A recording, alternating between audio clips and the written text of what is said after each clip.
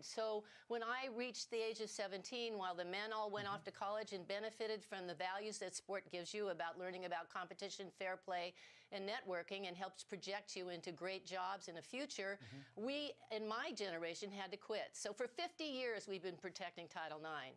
And the danger is if we equate biological sex with gender identification in our laws, we could eradicate the laws that protect the separate sex category in sport.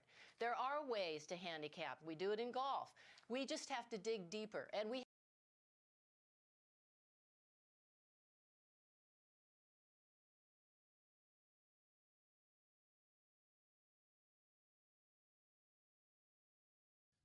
All right, we should be good now. Apologies for that, y'all. We lost power. Everything shut down. We figured it out.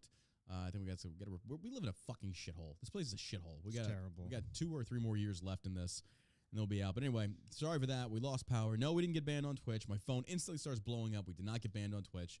We just lost some power. But anyway, we appreciate your love and support. So let's get back into it. We left off with the NCAA changes transgender athlete protocols. Participation policy amid calls for reevaluation. So Leah Thomas' emergence in the pool put the NCAA's transgender policy in the spotlight. The NCAA changed its policy regarding transgender athletes and announced Wednesday. The new approach to allowing transgender athletes will follow a sport-by-sport model similarly adopted by the U.S. International Olympic Committee's Sports Illustrated reported. The NCAA said if there was no international federation policy, then the previously established IOC policy criteria would be followed. Caitlyn Jenner says, woke world not working for women's sports. Anyway, we are steadfast in our support of transgender student athletes and the fostering of fairness across college sports. John DiGioia, Georgetown University president and the NCAA board's chairman, said in a statement Wednesday announcing the change. I'm sorry. I just can't agree with this. I can't agree with this. This is over the board. This is too much. If anything, have transgenders have their own. Here's the other thing. It's like I don't agree with transgenderism, but at the same token, it's fairness, equality across the board. Give them their own league. Just give them their own league. I think it's the best way to do it. Yeah. Yeah. If my daughter's training for a sport, yeah, she shouldn't be competing against the guy. Yeah. Yeah. Absolutely not. That's not fair. No. I don't agree with that at all. The new policy is effective immediately. The Board of Governors voted to pass the new policy as it preserves opportunity for transgender student athletes while balancing fairness, inclusion, and safety for all who compete, according to the report. It is important that the NCAA member schools, conferences, and college athletes compete in an inclusive, fair, safe, and respectful environment and can move forward with a clear understanding of the new policy. Here's the other thing. I just don't know. How can you give a league to clearly mentally unhinged people? I don't know if I can agree with that. It just doesn't make sense to me. It's like now we are showing preferential treatment for clearly mentally unstable people. Yeah. I can't agree with that. If that's what they want to do, I don't care. I mean, yeah, I don't have to deal with it. And as long as they take it out of like women's sports, I think it's, you know in my opinion here, though, is kind of like you have the right to do whatever it is that you want to do. And I agree with that. Like you shouldn't be discriminated against based upon if you wanted to be transgender. I get that. But at the same token, how far do we go by showing favoritism towards transgenderism when clearly it's a psychological disorder? Yeah, it's up to the schools to make these decisions. If they feel like that's what they want to do, then do it. I don't care. But where is the line? I'm not going to go participate in transgender sports. But where is the line being crossed? Like how far are they willing to go with this to where someone feels like they want to marry a vehicle? Yeah, until it affects my pocketbook, I don't care. Well, here's the thing, though. This is the thing that I'm noticing about having that viewpoint, because definitely it impacts culture. It impacts society, because now it's become normalized to be transgender. Well, then how far are we normalized going to go? Normalized to who? Normalized in a sense of like it's not something that is. I don't know if it will. I mean, I'm not going out of my way to like put somebody who's transgender down. Yeah, like, I don't care. It doesn't affect my day-to-day living or anything like that. I don't care about that. But do you think should schools also create a specific class just for transgenders to compete? And normally I would say yes, but at the same token, it's like, are we also now only furthering mental illness by recognizing it in that state? Are you talking about colleges or I'm talking about schools in general, college in general, or like high schools? Everything. It's like I would say keep it out of high schools, but if you want to do that in college, I don't care. But do you feel like as a society, though, us normalizing this is also, I feel like it's not. It's not going to be good for us to normalize this this mental disorder. And it is a mental disorder. I don't give a shit what anybody says. This is a mental disorder. Yeah. When you sit there and say that you're a woman, but you actually want to be a man or vice versa, there's clearly a psychological disorder. Now you are physically altering your body, but it still won't match up with your DNA. It won't match up with your chromosomes. There's no way to change that. I watched the special, somebody had DM'd me a thing from Dr. Phil that I think he had one of the Daily Wire people on there, and he was debating these two transgender men, or transgender woman. I think it's a woman who wants to become a man. I don't know. It's confusing. And essentially they're talking about like they identify as women. And he's like, well, can you tell me what a woman is? And they couldn't answer. He's like, what is a woman? What constitutes a woman? They were like, they threw a bag. Like, what does a woman mean to you? It's like someone that has the chromosomes to support the end reproductive organs. And then they try and do a word play. Like the two transgenders are like, well, what about if a woman doesn't have reproductive organs? Like it's in her DNA. Mm-hmm. Like it's in her DNA. That's because he said, if we dig up skeletons that are thousands of years old, we can tell by the DNA in their bones what gender they were, what sex they were. So then the guy goes on to, the transgender person that's clearly unhinged, like long hair, nails, makeup, beard, just looks fucking retarded. It just looks ridiculous. I don't give a fuck who you are. It's stupid. It's just attention-seeking stupidity. And they go there and they say, well, it's all-encompassing. No, it's not. Women are women. They go through their own trials and tribulations based upon their sex, as do men to an extent. No, I agree. But it's very disrespectful to women to say that womanhood embodies anyone who wants to identify as a woman. No, because also... It goes both ways, though. I mean, there's women who want to identify as a man. Yeah. But you don't see women identifying as men do hard jobs and shit. Yeah. Like going into male sports. No. So that's actually a really good point. Yeah. A female soccer player who identifies as a man isn't trying out for the men's soccer team, right? Yeah. Okay. So how does that work? Is it? I mean, but I agree. I think it's ridiculous. If it's, I don't think you could say, well, I've always felt like a man or I've always felt like a woman if you're not. If you're not born that way. Yeah. Because I can't say, well, I've always felt like a squirrel. Well, I know another thing is that people say that the biggest, most common argument that I see is that they're saying that when you go through the transgender or you go through the change, that the hormones are going to shift. They're going to actually be identical to what other women's are or other men's are. But what you also don't seem to understand is like bone density, structure, muscle volume, all the stuff still comes into play. Mm-hmm. And that's a reason why you have these men that become women that compete in these female sports and beat the shit out of them. Well, they're on the same hormones.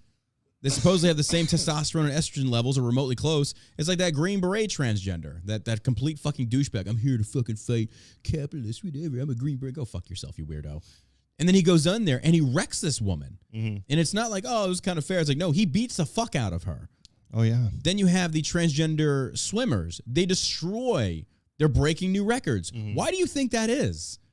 You think it has anything to do with the fact they're on the same type of hormone? No. It's because inherently they're stronger. That's the difference. And people don't see that. And the other part that I think is disrespectful to women, that you want to say that you're a woman, you don't have a period. You don't deal with any of that. That's also part of being a woman. The trials and tribulations of having to go through a monthly period or childbirth. Like, come on. Men and women are different. And the fact that you feel like you're a man that should be a woman, you just need psychological help is really what it comes down to. That's what it comes down to. But again, I do believe in your freedom to do whatever you want to do. I just don't agree with it. But I'm also not going to say that you shouldn't be allowed to do it. But I think also that's going to have some detrimental impacts to society. I really do, because I feel like it's been accepted. They're trying to normalize it, which it should never be normalized. These things should be treated as what they are, mental or psychological disorders that should be treated. I can't agree with normalizing. I just can't. It's like saying, if there's a disconnect between the mind and the body, well, that's normal. It's like, well, no, it's not. Yeah. And it doesn't make you a bad person. Mm-mm. It just means that this should be treated. There should be, and then they say that like 64% of people that actually undergo the gender reassignment surgery regret it. It's a big number. It's a big fucking number. Same with suicide. Yeah. I mean, if the suicide rate among the trans community is upwards of 50%. Yep. That should give you an indication that there's something wrong. There's something going on. I don't know. But that's where we're at. Moving on to this, you got to love this. U.S. rushes weapons into Ukraine as Biden predicts a Russian invasion. When are we going to learn? When are we going to learn here? Like I don't get this. It was chilly in Geneva on Thursday morning, and there was no reason to think the talks between the top diplomats from the U.S. and Russia the following day would be any warmer. Tension between the two global powers continues to rise, with President Biden saying on Wednesday that it was his guess that Russian President Vladimir Putin would use roughly 100,000 forces he has massed along the border to move into Ukraine. By the way, this article comes to us from MSN.com. He asked to do something, Mr. Biden said during a White House news conference, warning that if Putin did decide to invade his neighbor, Russia would suffer consequential loss of life. That's a threat. That's an empty threat. That's an empty threat, but it's still a threat nonetheless. The president didn't elaborate on the level of military assistance the U.S. might offer Ukraine in the face of an invasion, but it came as the administration worked with NATO allies to bolster Ukraine's forces and quickly. Look, this is not America's beef. Let NATO handle it. We have NATO for a reason. America needs to stop getting involved in this. Now, I understand there's going to be like secondary and tertiary impacts across the globe from them trying something like this, but we don't need to be getting ourselves involved in something like this. Like, what countries are we going to come to the rescue of a possible foreign invasion? How many more countries is America to get involved in? That's my question. So if we're giving them weapons, like, have we not learned our lesson yet? Stay out of it. Let NATO do its job. Why are we not allowing that to happen? Because maybe it's because NATO's fucking worthless. They don't have the teeth to do something. I just think it's ridiculous. U.S. weapons Russia war games. The U.S. officials confirmed to CBS News that the Biden administration had given permission to several NATO allies to send emergency shipments of U.S.-made weapons, including anti-tank missiles, to Ukraine to reinforce the country's defenses. State Department sources told allies, including Estonia, Latvia, Lithuania, and the UK, were cleared to make third-party transfers of U.S.-made and supplied equipment to Ukraine, which one official described as part of a race to get as much gear to the Ukrainians as quickly as possible. Russia, meanwhile, was moving military hardware and troops into Belarus, a close Russian ally that borders not only Ukraine, but also Lithuania, Latvia, and Poland, for military exercises set to take place in February. American officials have voiced concern that Russia could use its troop presence in Belarus as another route to stage an overt invasion of Ukraine, or so-called false flag operation, to create a pretext for invasion. Russia's defense military also announced on Thursday that it would conduct naval exercises in all areas of responsibility of its fleets, including the Mediterranean, the northern Atlantic seas, the northeastern Atlantic, and in the Pacific Ocean. The drills to take place in January and February will involve more than 140 ships, 60 aircraft, and about 10,000 forces, the ministry said. The ministry said the drills would cover regions of seas and oceans adjacent to Russian territory, as well as what the Russian military called operationally important areas of other bodies of water. U.S. and allies on the same page, ? Secretary of State Antony Blinken was in Germany on Thursday, where he met with allies who, by President Biden's own admission, are not all on the same page about the level of sanctions to impose on Russia should Putin choose to invade his neighbor again. Russian forces lastly openly invaded Ukraine in 2014 when Putin unilaterally annexed the Crimea Peninsula. American officials have played down divisions within NATO over how much pressure to exert on Russia. The U.S. and Britain, for instance, have extended direct military aid to Ukraine, while Germany has declined to do so. It's strange how they only invade Ukraine when a Democratic person is in the White House. I'm just like, right? I know Biden he's trying to like weird. Yeah, weird. He's trying to like be involved but not be involved, saying, yeah, you can do third-party sales of our U.S.-made weapons. Yeah, we'll allow that. We're fine with that. Give the Ukrainians, arms, but that also means you are directly involving yourself. I just think NATO should be empowered. But if NATO's not going to do anything, why the fuck do we have a NATO? Money. You're talking about like these globalist tendencies. Like if NATO itself doesn't work, why would a globalist government work? It's not going to work. Not going to work. And the other point of it is Putin does not respect nor fear Joe Biden. He doesn't. Nobody does. Nobody does. He like Trump, he did. China just called him like a failure. Yeah. China said they give a 1-year review of his presidency. They're basically like, this guy's a failure. Yeah. He's horrible. To his face. Yeah. It's so funny. Like nobody respects this guy. Nobody fears him. And unfortunately, that's the way it operates on the world stage. They have to fear you. Yeah. They have to know that if you fuck with that's how Trump was. They did respect and fear Trump. Oh, yeah. You fuck with me, I'm going to chop your balls off and feed them to your mother. It's going to be so great, folks. And that's how you have to respond to a lot of things. You have to go scorched earth with them sometimes. And then when you do that, they understand and respect and fear you, and they don't fuck with you. But Putin knows Biden makes empty threats. But Biden is also sitting on a country that was in a 20-year war, and the country's fed up with war. They don't want any more involvement in things that don't directly impact us. So Biden getting involved in the Ukraine, I mean, come on. Like, we sit there and we call a lot of these conservatives warmongers, war hawks. Biden's leading us down that road. Yeah. Don't get involved. None of our business. None of our business. I just can't agree with that. Another article from MSN.com. Microsoft's $68.7 billion Activision acquisition is crucial for the company to expand its metaverse plans. Here's what that means. Like, metaverse. Like, this is kind of like, it's growing. Mm-hmm. Facebook's trying hard to push this. On Tuesday, Microsoft announced plans to buy Call of Duty publisher Activision for nearly $70 billion in cash. It's the most expensive video game acquisition of all time. Beyond intellectual property and talent, Microsoft said the acquisition will provide building blocks for the metaverse. Bro. This, like, Gates is, oh my God. Oh my God. This worries me. Creating another massive monopoly in the video game industry that they can easily take that and push propaganda. Yeah. It's, I don't know, man. This is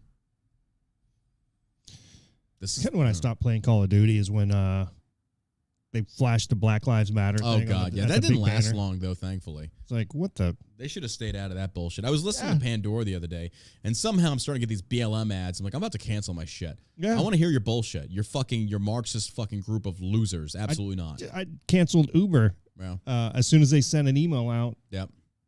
Basically saying that we're promoting black businesses. Yeah. It's like, well, then what about other minority-owned businesses? Right. Do they not matter? Or maybe it's because they're not crying enough like the BLM does. Half of which they're issues of their own making. Like, okay, well, black businesses matter so much, we'll give up your position to a person of color. Absolutely, yeah. If it matters, I mean, if you're that serious about, they're not going to do that. The black community, it's all cosmetic. It's slacktivism, is all it is. Yeah, step down from your position and hand it to a person of color. That's the other thing that kind of concerned me, is talking about, like, we're going to favor black businesses. What makes you so special? Your skin color? How pathetic is that? Yeah. If that's all you've got to go on, you shouldn't be in business.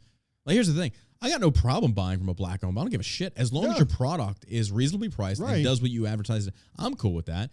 But if you say I should favor your business based upon the owner's skin color, this is the problem that we have in America. They think that somehow, by and large, by virtue of skin color, makes them automatically qualified to do a job.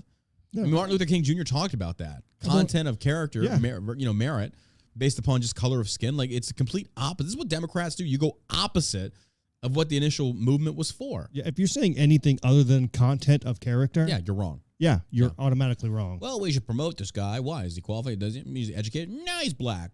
I didn't realize that being black makes you an expert in a certain field. Interesting how that works. Yeah, I didn't hear that in the I Have a Dream speech. No, wasn't there. No. Weird. Content to character. Very weird. Content, just equal. I just to the point now where I think a lot of people are starting to kind of see a lot of Democrats will never admit that, but they're starting to understand and see, though, that maybe your movement of equality was actually founded in, like, privilege, racism at its core. Mm-hmm. You're going to favor one race over another because that race cries so much about, we're mistreated. It's like, no, you actually have a lot of crime on your hands. You should probably address that. Yeah, I don't think it's the black community as a whole. I think it's like a group of people. I think it's the BLM. They cause most of this bullshit. Right. I feel like most people just want to be treated equally. I watched a TikTok, and they actually made a good point. There was this black dude, and he's like, one thing you can say about January 6th, a bunch of white people, they have problems with the government. Guess where they took it? They took it to the fucking government. He's like, whether you agree with what they did or not, they took it to the government. Black people, what do? We burn down our own cities, our own buildings, assault innocent civilians, kill our own. It's like, so both stupid, but one more stupid than the other, which is, the BLM and all this bullshit. And it makes sense. Yeah. Like, hey, we got problems with the government, the systemic racism rampant in the system. We're going to burn down black-owned businesses. What fucking sense does that make? Doesn't make any sense. This is how stupid they are. But again, majority of which were white liberals. That's the funny part about it. Like all the riots, you look at these people, they were white. Yeah. It's like, wow. And maybe, just maybe, that also could have been white liberals trying to turn people against the BLM subtly by saying like, hey, we're here to support the BLM, but we're actually going to do the bad shit to where people, like, it gets them looked at as bad people. Maybe they were like, double agents in a sense. Who They're knows? actors, paid actors. Who knows? I mean, because if the left does paid actors, don't think for a second the right doesn't do paid actors. I know they do. 100%. Right? Could be. Oh, I think so. I'm not saying that's what it was, but I mean, there's always that possibility that we have to be very skeptical of. So, I don't know. But Call of Duty, World of Warcraft, Diablo, and Candy Crush are just a handful of major video game franchises that Activision makes, publishes, and owns. I didn't know Activision owned World of War. I thought that was a Blizzard. Does Activision own? Oh, it's a Blizzard company or an Activision company, isn't it? Does Blizzard fall under Activision? I mean, clearly they have You're to. asking the wrong nerd. I'm asking my nerd buddies on Twitch. They know. They're good about this stuff. I don't, but they know. I think it is. Yeah, okay. Yeah. Yeah, Alec Baldwin getting sued, but we're going to get to that. Yeah, Alec Baldwin is being sued. He killed a guy. It's Activision Blizzard. Oh, okay, they merged. Okay. And games accounting to Microsoft's announcement of the acquisitions are key building blocks for the metaverse. What does that actually mean? Microsoft CEO Satya Nadella went into more detailed in an investor conference call on Tuesday morning, emphasis ours. When we think about our vision for what a metaverse can be, we believe that there won't be a single centralized metaverse, and there shouldn't be, Nadella said. We need to support many metaverse platforms as well as a robust ecosystem of content, commerce, and applications. In gaming, we see the metaverse as a collection of communities and individual identities anchored in strong content franchises accessible on every device, and bringing fantastic entertainment together with new technologies, communities, and business models is exactly what this transaction is about. Xbox leader Phil Spencer offered a similar definition later in the same call. Our vision of the metaverse is based on intersecting global communities rooted in strong franchises, Spectre said. This reminds me of that movie Ready Player One. If you haven't seen it, it's actually a really good movie. But it's basically the metaverse. I think they call it the Oasis, is what they call it. Where essentially you go in there, it's all virtual reality. You can go to play different games, things that it looked really fun, but it also talked about the impact it had on society, that everybody was broke, poor. They just paid to essentially, and I see where they're going with this, like to get out of reality, to go into a different fake reality because our reality is shit. Well, shouldn't we make our reality better? I'm just, yeah. And the fact that Facebook is running this, I really don't trust it. Hell no. Really don't trust it. Like, at all. At all. Hell no. Hell no. Like, I don't know. I don't know. So this is in the news. This got brought up in the chat, and I'm glad you said that because I forgot about this. Alec Baldwin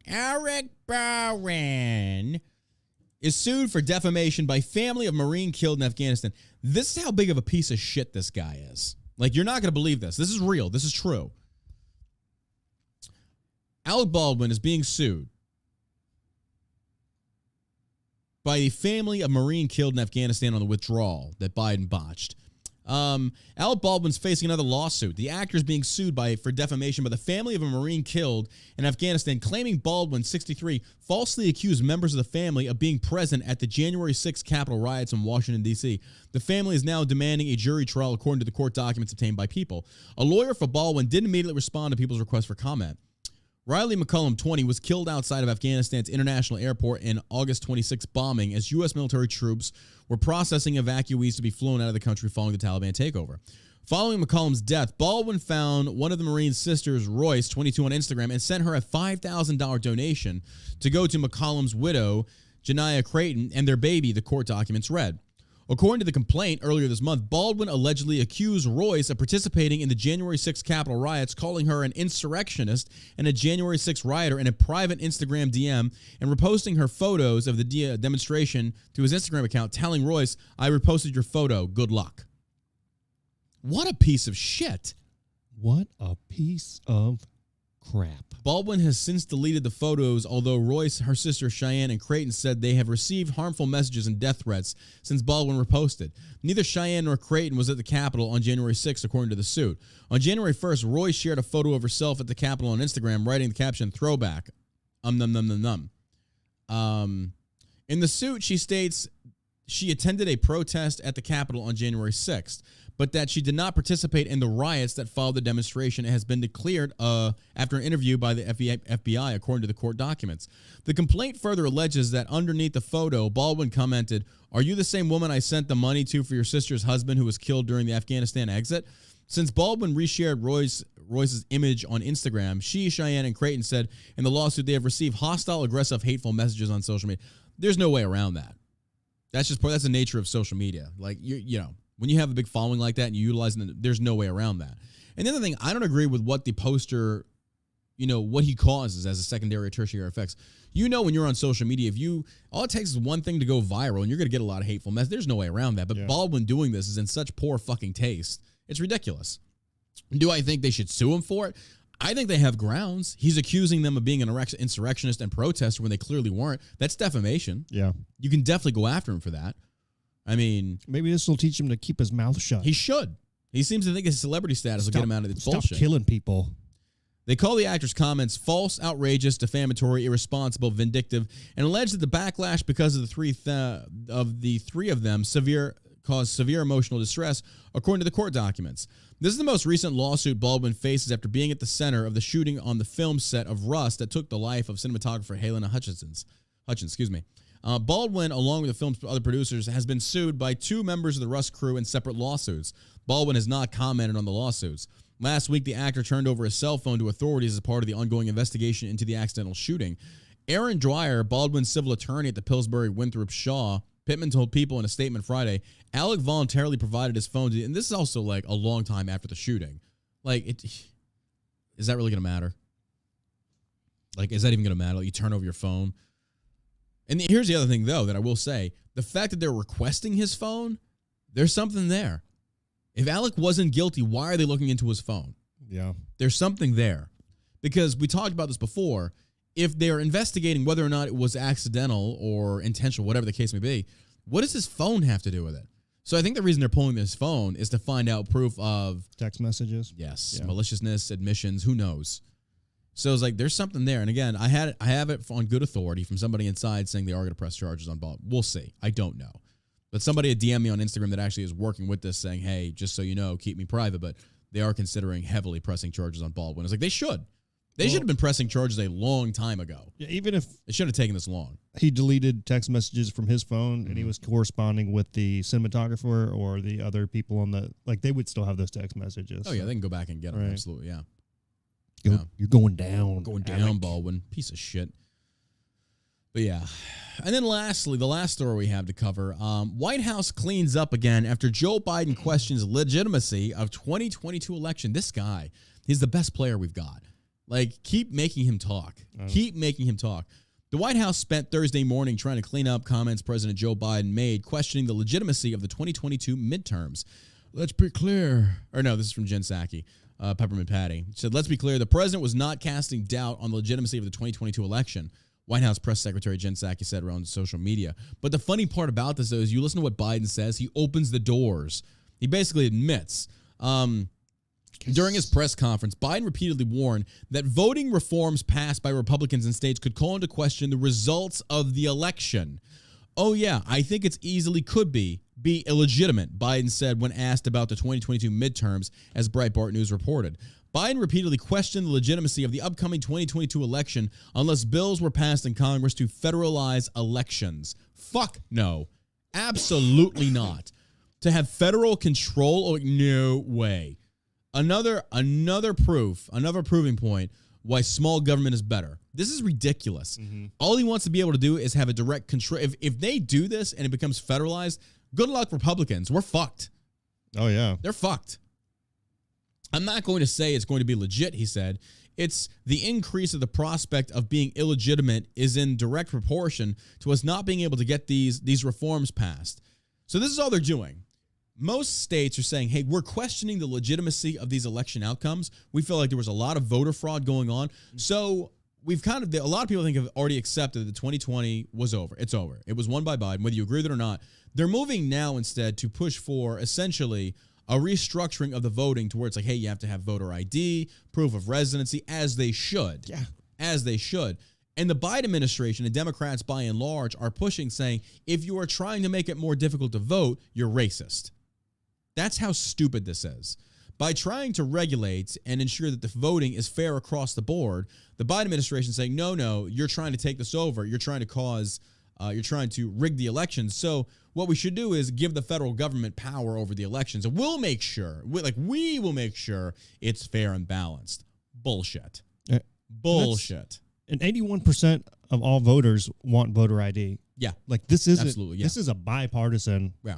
topic. So everything they're saying is they're just trying to control the narrative, right? To try and sway elections. They're trying to essentially sway legislation away from making it much. And I shouldn't say it's not more difficult to vote. Here's the thing: if you have an ID, a government issued ID, a driver's license, you're good. That's all you need. Like the real issue they're arguing about is like, oh well, some people are too. They're saying predominantly black people are too poor to afford an ID. Really? That's interesting because I can walk around the ghettos of South Dallas where it's predominantly freaking just low income, and they all have iPhones. Are you serious with this? Like this has just gone beyond the realm of stupidity. It's ridiculous. And again, and this is the point. It's like, wait, so voter ID is racist, but demanding a vaccine passport, that's not? When by and large they said the black community is less likely to get vaccinated than anybody else. It seems like everything in this world revolves around the black community. They have become the focal point of everything political. Like, how does this affect the black community? And meanwhile, like the Asian community's over there going like, what the fuck? Like, bro, seriously, like, does anybody even know about us? Like, that's weird. That's weird to me. So that's the other part. It's kind of like, I think it's just stupid. I think it's dumb. I can understand when people are like, hey, we want to make sure these elections are not rigged. Because, I mean, there were signs of cover-up. There were signs of voter fraud. Oh, yeah. But it's just kind of like, so that's the other part. It's kind of like, when people ask me, like, what's your thing on, like, the election, was it stolen or not? It's like, okay, well, if you can show me, like, by and large, heavy evidence that massive things, which they did. I mean, because there was that one thing that the Biden, which state was it that essentially the poll jumped, like, astronomically high at, like, 2 p.m. or 2 a.m.? It's like, where the fuck did those votes come from? It's like, oh, no, it was the Dominion software. It was catching up. It's like, sure it was. Sure it was. I just don't. I'm not on board with. It was Michigan, thank you. Or Georgia. No. People are saying Michigan. It was Michigan. It was Georgia. It was Wisconsin. It was Arizona. Like, that part, it's like, I agree with you. It's like, I think it's fucked up. No, because they even said there was like outside, I think they said there was like satellites and like. When you have people that are there who are watching trucks pull up and they're pulling ballots out. Yep. It's like, where's this coming from? There's like no oversight. Yeah. And in Philadelphia or in Pennsylvania, where they weren't letting people, the Republicans, watch the vote. Yeah. I mean, that only tells me is like you're covering something. Right. Up. Yeah. And so regardless of how somebody stands as far as whether they think the election was stolen or not, moving forward, now they're trying to safeguard the election to say, we don't want this happening again. Changing election laws at the last minute. I mean, there's a lot of stuff on there. It's kind of like one of these things of like, look, it's your right to vote, but here's when and where you can vote. Like we need to stop pandering so much, saying, hey, we need to. One day, you vote. That's it. And then businesses, it should be, it should be at this point where, well, I mean, I don't know. I think people are just, everything is pandering to the minor percentile of trying to make sure everyone feels.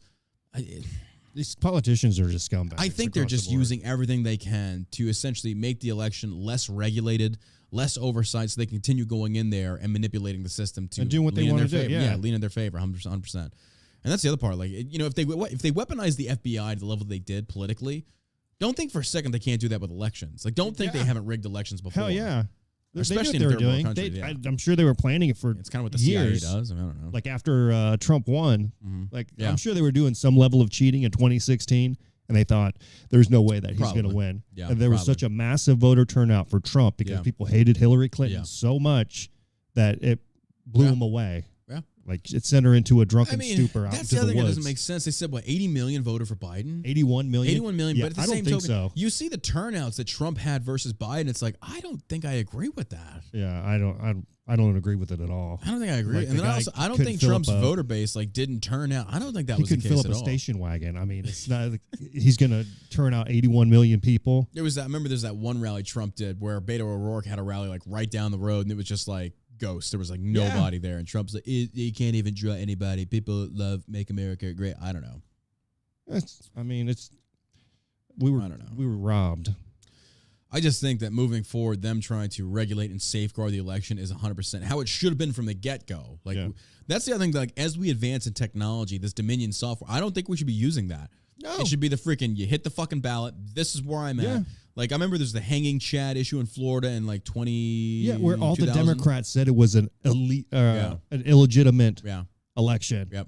They said Gore won. Yeah. Same with the 2016.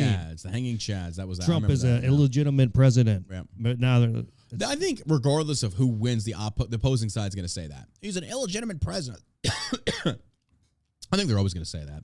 I don't think the Republicans did when Obama won the second time. Like, no, I actually don't remember hearing a lot about that. No, I mean, there were your groups, the single groups out there that were like being racist. I mean, he was terrible. He was horrible. He's the second worst president. I don't know if I go after that. Thanks to Joe he was Biden. Bad, but I wouldn't say he was like the second worst. Joe Biden is the worst. He is the worst, 100%. I think Obama was the second worst, and then followed up by Jimmy Carter. Jimmy Carter, I think, probably did a lot more damage than Obama did. You don't think so? No. I don't know. Nope. I don't think Either way, I think Not my opinion, anyway. I think Biden is, by and large, he will be remembered as the worst president so far. Like, his year the one most is finished. Crooked. The most, I mean. Oh, yeah. This douchebag's son has a laptop that he dropped off to have repaired and has so much illegal stuff on it. Yeah. And FBI the is FBI kind of like, well, where'd it go? I mean, that thing disappeared, Yeah, he's got ties to China, ties to Russia, ties to Ukraine. I mean, what else? He's the most corrupt politician in the history of politicians. Definitely remembered as the worst president of all time. I do. Because, again, year one, he's crashed and burned. Like, he's doing worse than Trump did his first year this time. And Kamala Harris kind of like, she's like AWOL. She's not saying much. That lady's a total idiot too. They're both idiots. Like, this is what happens when you essentially have two people that's like somebody with Alzheimer's and somebody that should never been involved in there. Like, it just she polled it. Well, again, we talked about she polled 1%. Yeah, in the DNC primary, 1%. And Biden picked. Fuck, Tulsi polled it like 2 or 3. Makes me think that these people who actually run the country, they're like, you know what, you voted for Trump, we're going to give you Biden and Harris, the two worst people in America. This is what you get. That's what you get, guys. This is what you get. You don't get any freedom at home. You don't get freedom. So we have freedom at home. That's what freedom looks like. Gas prices are going up too. Oh my God. You like to see food on the grocery store shelves? Not this year. Not this year, motherfuckers. You know, it's funny to me because, Stacey Abrams talking about like, she basically said, the elections weren't rigged. You just lost. And then she turns around and says her election was rigged in Georgia. Yeah. She's like, oh, mine was rigged. Yours wasn't, but mine was. Like, shut the fuck up, you fat cow. Really? Terrible. Really? These are disgusting human beings. Just crooked, disgusting, hypocritical pieces of shit. Liz Warren claimed to be an Indian. Alec killed a guy. Biden shit his pants in the Vatican. He grabbed himself. I just think they're ridiculous. Biden grabbed down his pant leg at the Vatican. There's the whole entire country again. Well, all right, ladies and gentlemen. Oh, my God. All right, ladies and gentlemen, that does it for the All American Savage Show podcast this episode. We apologize for the interruption. We're going to upload this. We'll probably just edit this and put the podcast together because it wasn't very long today. But make sure you check out shellshockcbd.com to support the show. Follow us on Rumble. We are streaming over on Rumble, not right now because it got pulled because we've lost power. But make sure you check us out on Rumble. It's the John Burke Show over there. I believe we have to change that name to the American Savage Show podcast. But we appreciate all the love and support. Again, shellshockcbd.com. You can buy the tankards we have there. We'll be starting some giveaways here very shortly just for watching the show. So make sure you tune in later. And again, make sure you check us out on iTunes, SoundCloud, Spotify, and Rumble now. And we will be with y'all tomorrow, roughly about the same time. We appreciate all your love and support. Anything to add, my man? Thanks for listening. Thanks for listening. You got our outro music? Do Hell March? What are we doing? You got something else you want to do? Josh is on the spot now. Yeah, Black. We got dead air. Dead air. Dead air. Everybody calm down.